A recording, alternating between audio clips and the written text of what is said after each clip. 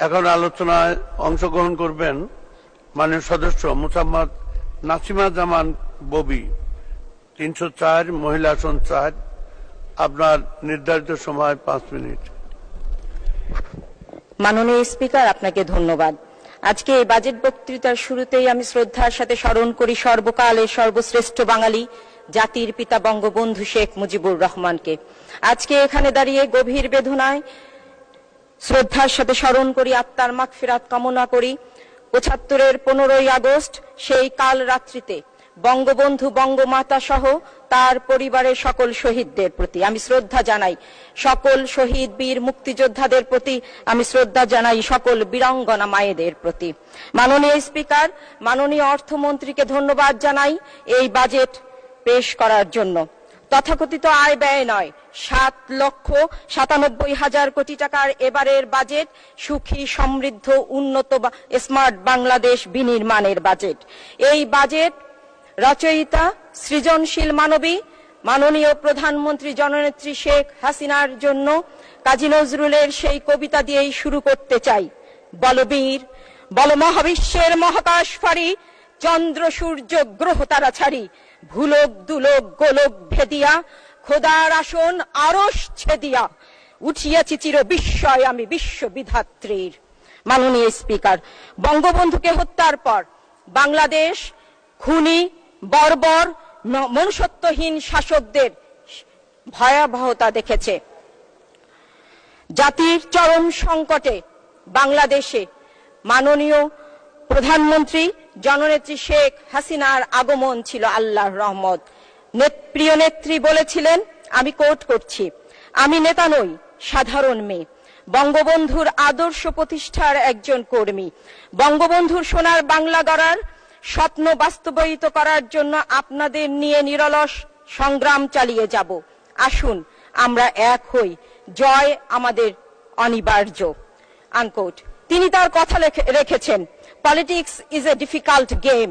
এই প্রবাদকে মিথ্যা প্রমাণিত করে গণতন্ত্রের মানস কন্যা জনগণের নেত্রী মাননীয় প্রধানমন্ত্রী জননেত্রী শেখ হাসিনা তার বিস্ময়কর অর্জনের মধ্য দিয়ে আজকে বাংলাদেশকে সকল উন্নয়নশীল দেশের রোল মডেলে পরিণত করেছেন।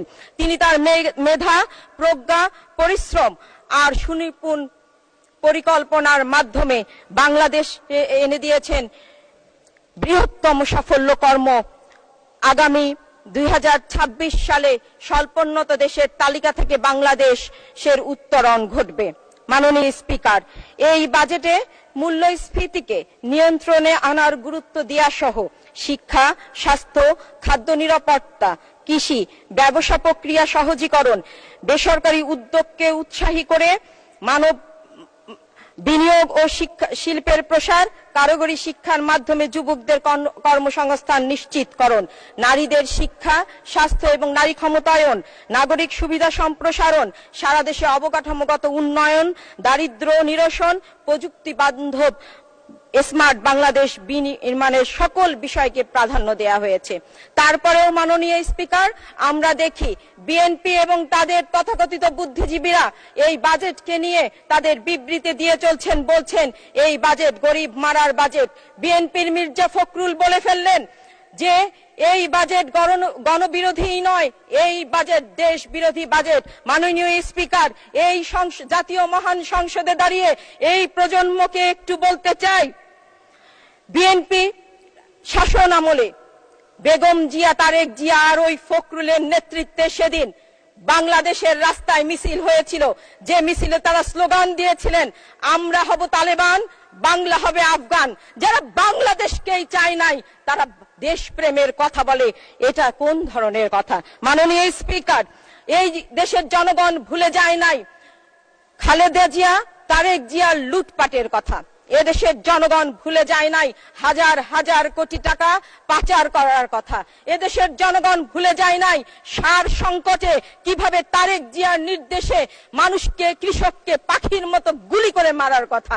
এদেশের জনগণ ভুলে যায় নাই বিদ্যুৎ সংকটে, কানসাটের বিদ্যুৎ সংকটে মানুষ মারার কথা।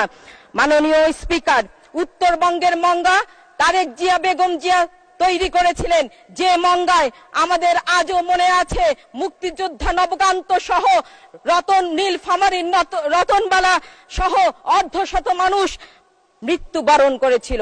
মাননীয় স্পিকার, সদস্য আর 2 মিনিটের মধ্যে শেষ করবেন।